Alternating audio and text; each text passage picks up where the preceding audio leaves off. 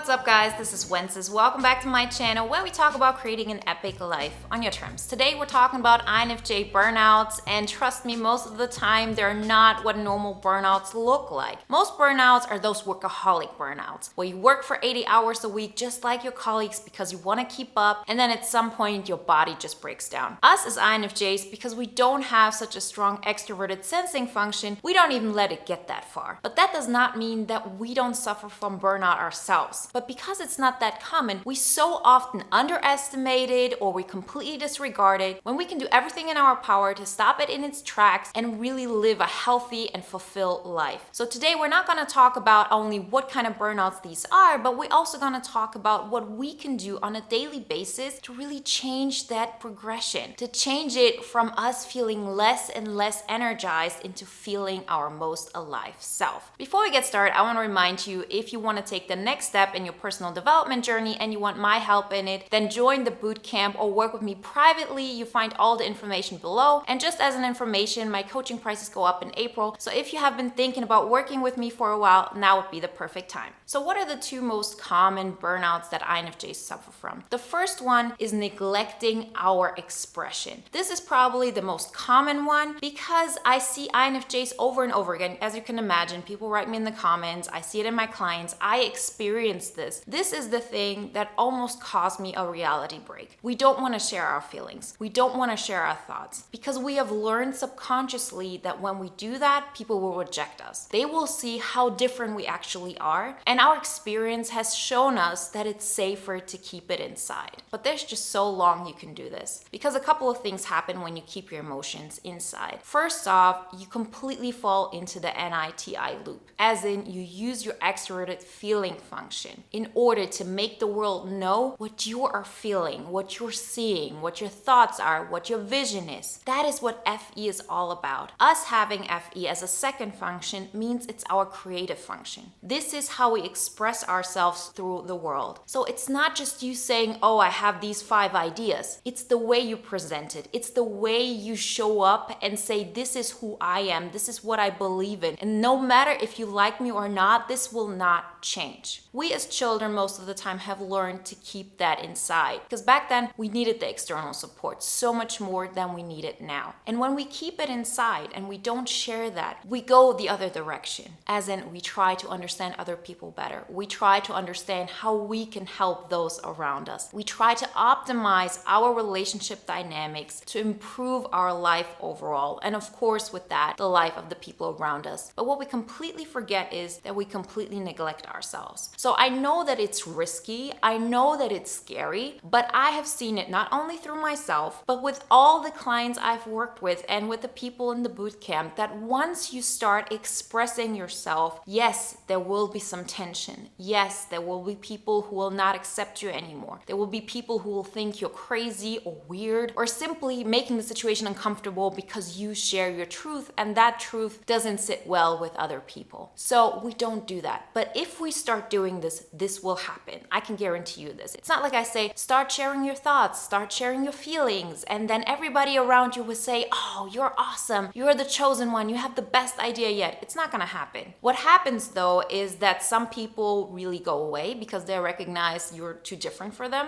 Most of the people around you will take some time to get used to that new version of yourself because that's what it is to them. From your perspective, you haven't changed. But all the people around you don't know that part of you. They don't know what you really think about, what the things are that are constantly on your mind because you don't feel like you can share it with them. You don't have anything in common. So most people will actually recognize this and will come around. They may say, oh, you're different or you're weird, but that's just who you are and I like you for who you are. And the third thing, that once you start expressing yourself, you will get so comfortable with being somebody who shares this part of yourself that you will go out and find people you can share this with. This is probably the one thing I didn't expect because the moment I started expressing myself, it really was out of a necessity. I didn't want to do it because I was convinced once I start expressing myself, people will see that I'm angry, I'm not that kind, I don't have this pure soul. They will see that I have all of those aspects like anger that don't make me this perfect version that I would have to be in order for them to like me. Most of the time, this is what we go through. We think we have to show up as this perfect version, then the other person wants to to see, and that's the only way people are gonna respect us. But what we're doing is we're saying, I don't think that those parts in me are good enough, so I keep them hidden. Because I know that if you see them, you're not gonna like them. And we do that because we don't like them in ourselves. And so going out and starting this process is very, very scary. Because if you deep down feel nobody's gonna accept you, why would you start sharing? You can tell your rational mind it's not this way, but the reality is that deep down you really believe it. So you have to get to a point where you say, even if absolutely everybody leaves me, if absolutely everybody dislikes me, thinks that I'm this bad person, that I have this dark soul, whatever you're afraid of, face that head on. Be okay with people thinking that, because that's the only way to get out of that burnout. Most of us live with this their entire life, and we feel, why do I feel so alone? Why do I feel so depressed? Why do I feel completely out of energy? It really is a burnout, because a burnout is characterized as doing something over and over again, although it's too much for us. And in this case, it's too much of NITI. It's too much of going outside of the world. It's too much living in our head and not sharing our truth. It's not just about the ideas that you yourself are neglecting. You're subconsciously telling yourself, my ideas don't matter, my feelings don't matter, the way I experience life doesn't matter. What matters more is how the others feel. This is what you're subconsciously experiencing if you don't start sharing your truth. But the worst part about it is that you don't get to have intimate relationships. And I'm not just talking about a relationship as in we live together, we're a couple. I'm talking about any kind of relationship that makes you feel understood and seen. If you keep this part hidden, no matter how well you understand the other person, it's not an intimate relationship. It's not a situation where you're really being vulnerable. We feel like we're being vulnerable because we go the extra mile. We go for 70% of the way and open up so much, but we're not really showing those parts of us that we don't believe are that perfect. And those parts are not going to be the ones where you say, I'm understanding of you. I will show you the other cheek so I can be even more vulnerable to you. That's not what real vulnerability is for INFJs. The real vulnerability is to show that part of us that may be selfish, that part of us that wants to fight for ourselves, that part that is angry, that part that may not have the best feelings and thoughts. These are the parts that we keep hidden, just as much as those ideas that don't seem like they would resonate with the real world. But once you start going the other direction, and you can start with really small steps. I've seen it with people just saying things like, I don't feel good. I'm not going to share what this is all about, but I will let the people around me know I'm not in a good mood. I don't want to talk about it. I will allow myself to get angry when somebody is doing something that I don't like. And I will not wait until the last moment and have those INFJ door slam situations where I just freak out and then that relationship is messed up altogether. And what do? I just go to the next relationship and I do the same thing over and over again. And this happens with family members, this happens with friends, this happens with coworkers. The dynamic will continue unless you see that burnout mode that you have been living on. You keep on giving from your cup of energy without getting anything back, without getting any recognition for who you really are, not for what you do for other people. You don't get to be seen. You don't get to be experienced by the world because you keep all of this hidden. There's such a high cost that comes with that kind of burnout. The cost of not feeling alive. And I know that feeling. I've said it before, this has been the biggest transformation of my life. Once I said, I will go this direction. I will start sharing and I will not wait for people to understand me, for me to feel better about myself. I'm neither looking for validation nor am I looking for criticism. I'm just saying, this is who I am. This is how I go about my life. This is what I believe in. And I'm starting to fight for myself. And I'm expressing that. I'm giving people the opportunity to see that part of me. And if you feel like they're not strong enough for it, or they're not smart enough for it, or I'm just too different for them, so what? You still have to be that person for yourself. But when you really challenge yourself in the way you approach this, you recognize that you start to honestly love yourself. First, you accept yourself with all of those things. And because you accept yourself, you're okay if other people don't. That's the whole process behind it. You don't wait for others to give you that recognition that you're giving yourself. You see that your way of thinking, your way of feeling is just as valuable as everybody else's. And it doesn't matter if other people are more alike, their particular and individual opinion matters just as much as your own. And if you don't see that for yourself, if you don't claim that, nobody else will do it for you. How often have we been in situations where we felt, I'm gonna be extra nice, or I'm gonna try extra hard to understand them so they will tell me, they will show me back that I deserve their friendship, that I deserve to be treated with respect, and the list goes on and on. But you have to be the one who steps out and claims this is who I am, and if you don't like it, that's okay. I'm gonna step up for myself, and I'm gonna be a role model for the people around me who don't dare to do this yet. Because what happens at that moment, as I said, is not only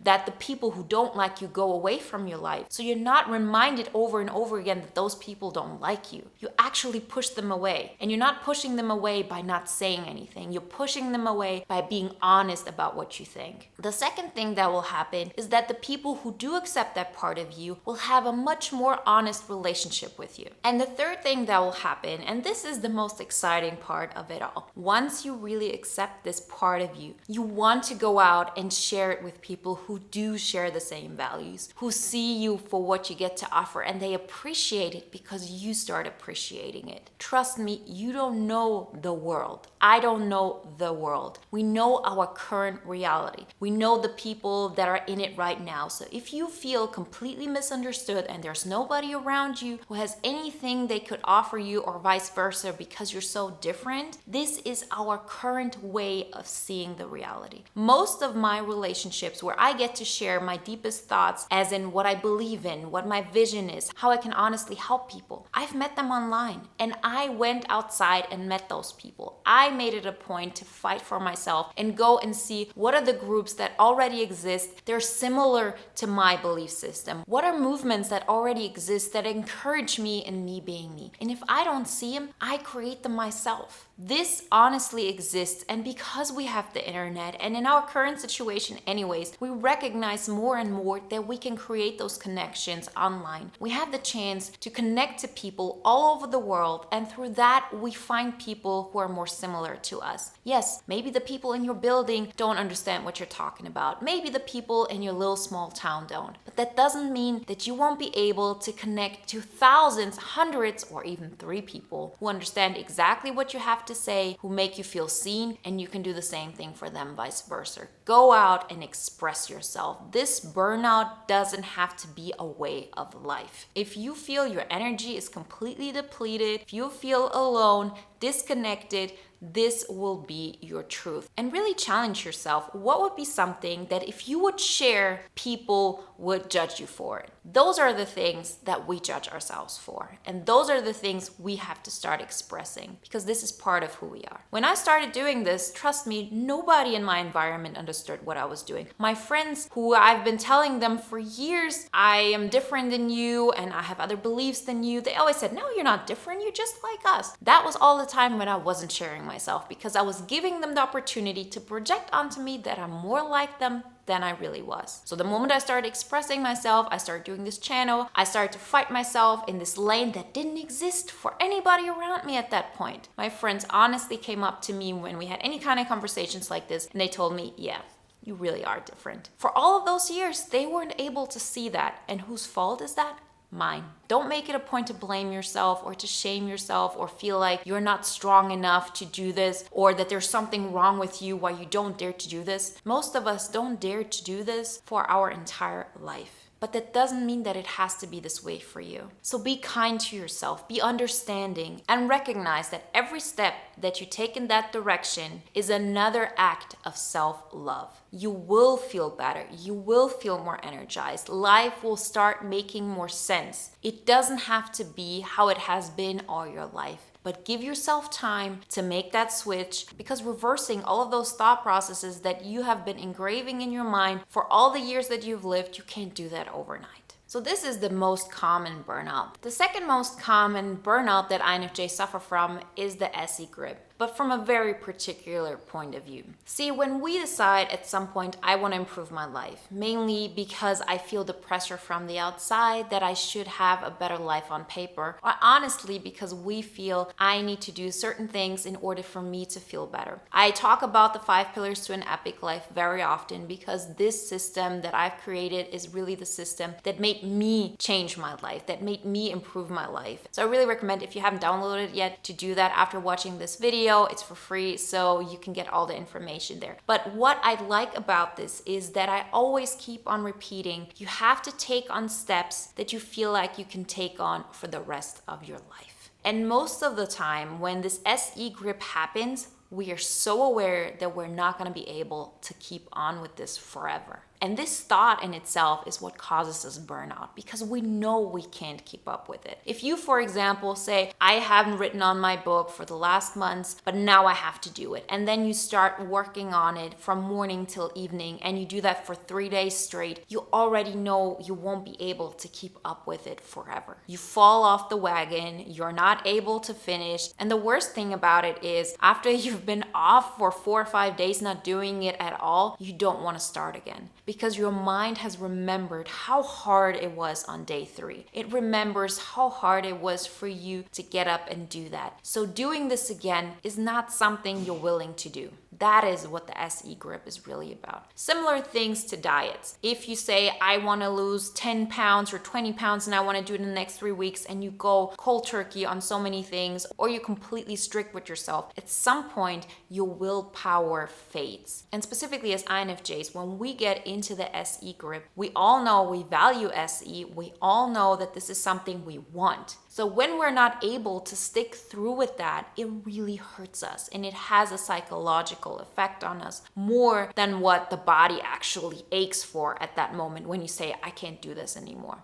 If we take on things that we know we can only keep up for 3 weeks or for 3 days, it will always lead to this. So one of the conversations I probably have with most of my clients is that we talk about what are the goals until next week, and they always keep telling me in the beginning, oh, Wenzes, this is not enough. I should be doing more. Why do we start so small? And I always keep saying, we want to take on things that become our new normal. I don't want you to feel like you're getting into the SE grip. I don't want you to feel like you're using your finite amount of energy in order to do this. Because again, we have this cup of energy and we keep overextending ourselves. We keep putting our energy into something, knowing very well that with every step we take, we have less and less energy left. And if you do this, yes, you can get short-term results, but it will always go back to the same state it was before, or even worse. Because first, you keep telling your mind, I'm not able to stick to the promises I made to myself. Every single time you have a failure and your mind remembers that, meaning you trust yourself less and less. And second of all, you don't have the energy to start again. With every single time you try again, your body rejects it even more, because your mind as well as your body know very well how long am I able to keep up with it. And we as INFJs, we're always future oriented. We have a very hard time psychologically taking on things that we know we won't be able to do for the rest of our life. We feel I'm just not strong enough. Others can, but I cannot. I am weaker than everybody. Why am I not like them? And the list goes on and on. But if you accept the fact that it just works differently for you, and because you're aware of it so much sooner than other people, you can be the one who stays consistent with it, who changes their lifestyle and improves their life incrementally. If you improve things in our life 1% each week, you won't be able to recognize your life in a year. I can promise you this. And all those clients I've been telling you about that may have had doubts in the beginning, they're always thankful in the end that we went that route. Because for the first time they see that they're having positive results, they're having success stories every week, and they're excited about taking on the next step. It feels like something you can take on for the rest of your life. Incremental upgrades that will get you out of that SE grip. You become a person for whom this is normal. No matter what you take on, you know every single week, I try to take on one more thing because the last thing that I took on has already become normality. It's not difficult for you to brush your teeth in the morning. It's not difficult for you to get up in the morning and go to work. If you've been doing this for the last 10 years, I mean, we're not going to talk about the fact that you may hate your job, but I'm saying you're still doing it. It becomes part of you. And specifically, if you add things that you love to do, where you love the effect of it, where you love the result of it, you start feeling like every week you're a champion because you keep the promises you make to yourself. Your confidence rises because you know you can trust yourself. And thirdly, you see how your life improves without you having to put in that much effort. You're not getting into burnout mode. I have created my lifestyle the way it is right now, and in comparison to 5 years, you won't be able to recognize it at all. And I've seen how my life has catapulted when others may have not. And it's not because I put in more work. It's because I, as an INFJ, know very well how to approach it. It's about taking those small steps that improve your life, and through that you have more energy to do even more. When we get back to our cup of energy, we want to get to a point where we're giving so much to ourselves that it's overflowing, and we give of what is overflowing. So we keep having bigger cups of energy, and we keep on having more and more energy to give to others, to create more, and through that we get even more back. So if you make sure that you never get to a point where you feel like you're giving of your energy that you need in order to sustain your current well-being, you will be able to make those small steps that turn into bigger steps before you know it. So these are the two INFJ burnouts that I see most commonly in my clients and the people I talk to, and I've experienced myself. If you keep working on minimizing those two aspects, those two kind of burnouts, you'll see incredible results in your life. I know you can do it. Just start. It doesn't have to be a lot. You will see that with every step you take, you have more and more energy. Remember, if you want my help in this process, then work with me privately or join the bootcamp. And if you want to watch another video that is in alignment with today's topic, watch the video on the INFJ door slam and how to avoid it, because this is also a great way to stop the burnout process.